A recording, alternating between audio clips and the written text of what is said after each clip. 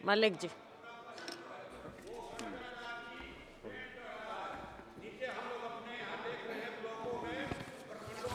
धन्यवाद आदरणीय सभापति जी, आपने मुझे इस बजट पर बोलने का मौका प्रदान किया। मान्यवर, यह बजट देश की जनता के साथ बड़ा खिलवाड़ है। भारतीय जनता पार्टी धोखा देकर के सत्ता में आई और लाठी लेकर के सत्ता में बैठी है। ना सत्यता जबती ना सत्यता अब है। इस बजट में कहीं भी आम आदमी के हित की बात कोई नहीं है। किसान, नौजवान, छात्र, बहन बेटी, किसी का कोई उल्लेख इसमें तरक्की का नहीं है, परंतु ये किसान के आय दोगुनी करने की बात करते हैं। किसान के इनपुट की कीमत बढ़ा दी गई है। आप को ये जान करके ताज्जुब होगा, हम लोगों को आशा थी कि इस बजट में कृषि यंत्रों से, ट्रैक्टर से, इंजन आदि से जीएसटी हटाई जाएगी, परंतु ऐसा नहीं हुआ। कीटनाशक और उर्वरक इन पर थी कि सब्सिडी बढ़ेगी, उस पर सब्सिडी नहीं बढ़ी, बल्कि उल्टा मेरे जनपद मुजफ्फरनगर में ही आप ही के लोग बैठ कर के फर्जी खाद बना रहे, इफको, क्रबको और आईपीएल को सप्लाई कर रहे हैं फर्जी पोटास। 27 रुपए क्विंटल की राख खरीद करके डिस्टिलरी से उसको ग्रेनुलाइजर में घुमा करके पोटास कह करके बेच रहे हैं। सब जानते हैं कि राख तो नेचुरल होती है, उसमें पोटास होता ही है। और हम लोग वित्त विभाग में, जहाँ तक हम लोगों को इनकी उम्मीद थी कि किसान की फसल खरीदने का काम ये लोग करेंगे। एमएसपी को लेकर के आज भी किसान आंदोलनरत है। सरदार डल्लेवाल साहब आंदोलन कितने दिनों से अनशन पर बैठे, सरकार को फुर्सत नहीं है, किसान की आमदनी दोगुनी करने की बात कर रहे हैं। आज किसान की फसल अगर गेहूं बिकता है तो 20 से 22 रुपए किलो बिकता है, और जब वही आटा पीस करके आता है तो वह 47 रुपए किलो होता है, उसमें ब्रांडेड होने लगी। हमारे जनपद में जितने भी वो कारखाने हैं, सब पर कुछ लोगों का कब्जा हो रहा है। सरकार न मजदूरों के हित की बात कर रहे हैं। मनरेगा में मजदूरी 270 रुपए, मजदूर 450 रुपए मिलता है।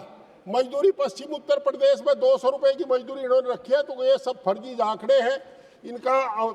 आज की तारीख में अमीर और अमीर हो रहा है, गरीब और गरीब हो रहा है। जहां तक नौजवानों को रोजगार की बात है, बैंकों की स्कीम लाते हैं, बैंक में तो खुद ही उतना ही भ्रष्टाचार है जितना सरकार में। आज सच्चाई यह है कि सरकार में बैठे लोग धनाढ्य होते जा रहे हैं। 3 एकड़ के किसान 5-4 हजार करोड़ के आदमी हो गए। ये इस सरकार का ही कमाल है। छात्रों की शिक्षा की बात की, आजादी की लड़ाई में जो आजादी के मतवाले थे वो कहा करते थे कि सिंचाई मुफ्त होगी, शिक्षा मुफ्त होगी, दवाई मुफ्त होगी। पर आज शिक्षा को इन्होंने गरीब के, किसान के बच्चों के हाथ से किताब छीन ली है। मेडिकल की शिक्षा हो, इंजीनियरिंग की शिक्षा हो, अन्य प्रोफेशनल कोर्स की शिक्षा हो, वो शिक्षा बहुत महंगी हो गई है। अब केवल गरीब का, किसान का बच्चा अदानी अंबानी के मजदूर पे बनेगा, ऐसा सरकार की नीति है। हमें ये उम्मीद थी कि इस बजट में सरकार कर्मचारियों की पुरानी पेंशन बहाल करने का काम करेगी, परंतु ऐसा कुछ नहीं हुआ है। और पश्चिमी उत्तर प्रदेश आज कैंसर, हृदय रोग से बहुत ज़्यादा ग्रस्त है, और वो प्रदूषण के कारण है। पर सरकार आंख मूंदे बैठी है। ऐसा कोई गांव नहीं जिसमें 8 से 10 तक कैंसर के मरीज ना हो। हम लोगों की बार बार मांग करने के बाद भी हम मांग करते रहे कि आप कम से कम पश्चिमी उत्तर प्रदेश में मुजफ्फरनगर में कैंसर के अस्पताल खोल दें। आज इन्होंने डिटेक्शन सेंटर की बात की है, डिटेक्शन सेंटर की, पर ये जमीन पर कब तक आएगा जब तक आधी आबादी कैंसर से मर चुकी होगी। आप कैंसर क्यों फैल रहा है, हृदय रोग क्यों फैल रहा है, पक्षघात क्यों है, इसकी जांच कराने की बात नहीं कर रहे। एम्स में जो मरीज आता है हमारे यहाँ का, बड़ा किराया खर्च करके आता है, उसे 1 साल से लेकर के 2 साल तक का समय मिलता है, और जब तक उसकी बीमारी का इलाज होने का समय आता है तब तक उसकी जीवन लीला समाप्त हो जाती है, वो मोक्ष को प्राप्त हो जाता है। हमारा जनपद एनसीआर में, सभापति, जब से हमारा जनपद एनसीआर में, हम लोगों का जीवन दूभर हो गया। कोई छूट नाम की कोई विकास का काम मुजफ्फरनगर में नहीं हुआ, शामली में नहीं हुआ। अलबत्ता इतने प्रतिबंध लग गए, किसान ट्रैक्टर 15 साल का नहीं चला सकता, किसान ट्रैक्टर आदमी कोई कार नहीं चला सकता। हमारी मांग है कि इस एनसीआर से हमारा पंडा छोटो, हमें महाभियोग लगता है, महाबीमारी लगती है, इसे एनसीआर से बाहर कर दे या इन प्रतिबंधों को हटा दो। उद्योगों पर प्रतिबंध है। दूसरा, इसके साथ साथ एक रैपिड रेल चली, उम्मीद थी, बड़ी चर्चा हुई कि मुजफ्फरनगर तक जाएगी।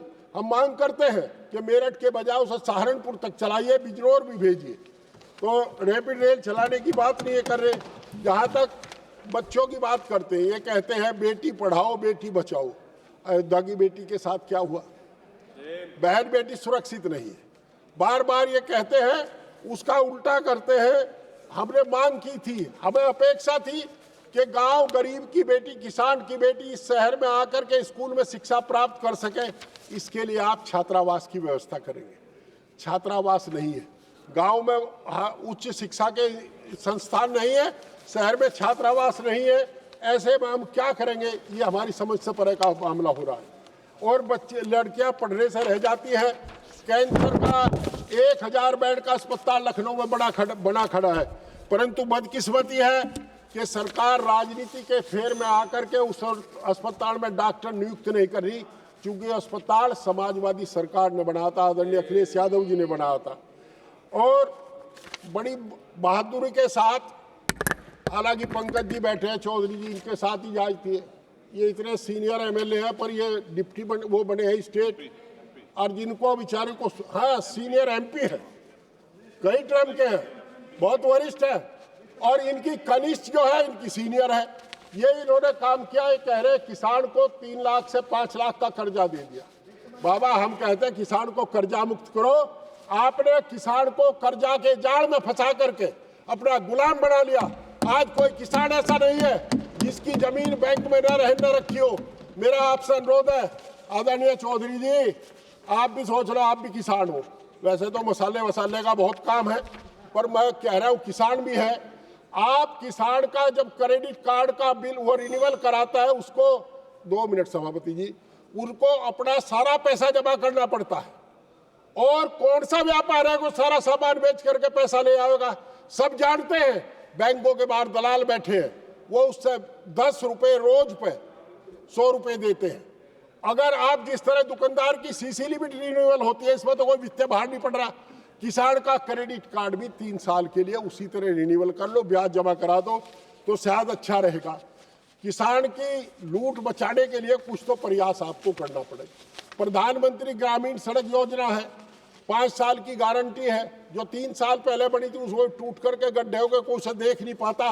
NHI में काम हुआ, परंतु मैं एक अनुरोध करना चाहता हूँ। NH 58 जो दिल्ली से देहरादून मार्ग है, उसमें जब चलते हैं, मेरठ पार करते हैं, एक्सीडेंट होने शुरू हो जाते हैं। आपका जड़ोदा के पास, संधावली के पास, वहल्ला के पास, कुकड़ा के पास फ्लाईओवर ब्रिज बनने बिना काम नहीं चलने वाला, परंतु कोई देखने सुनने वाला है नहीं। सब ठेकेदार इनकी कृपा पर जाते हैं और लूट खसोट करके चले आते हैं। मुजफ्फरनगर करनाल, जो ये मुजफ्फरनगर, हमारी मांग है, हरियाणा का और पश्चिम उत्तर प्रदेश का रोटी बेटी का रिश्ता है। हम आपके माध्यम से सरकार से अनुरोध करते हैं कि करनाल से बिजनौर तक वाया शामली मुजफ्फरनगर और पानीपत से मेरठ तक एक ट्रेन रूट बनाया जाए, ताकि पश्चिम के लोग भी वहाँ रह सकें, वो जा सकें। मेरा आपके माध्यम से अनुरोध है कि सरकार जब उत्तर भाषण, हमारे वित्त मंत्री जी उत्तर भाषण देंगे, तो इन बातों का समावेश करें। इन पर कुछ कहें, मने करें या हाँ करें, कुछ तो कहें। बहरहाल भकाना छोड़े और सरदार दल्लेवाल का पता कर लो। और मेरा अनुरोध ये भी है कि जिन लोगों ने किसान आंदोलन में आंसू गैस के गोले छोड़े थे हरियाणा पंजाब बॉर्डर पर, उनको चिन्हित करके उनके विरुद्ध मुकदमे दर्ज कराए जाए, पूरे अधिकारियों को सस्पेंड किया जाए। बहुत बहुत धन्यवाद।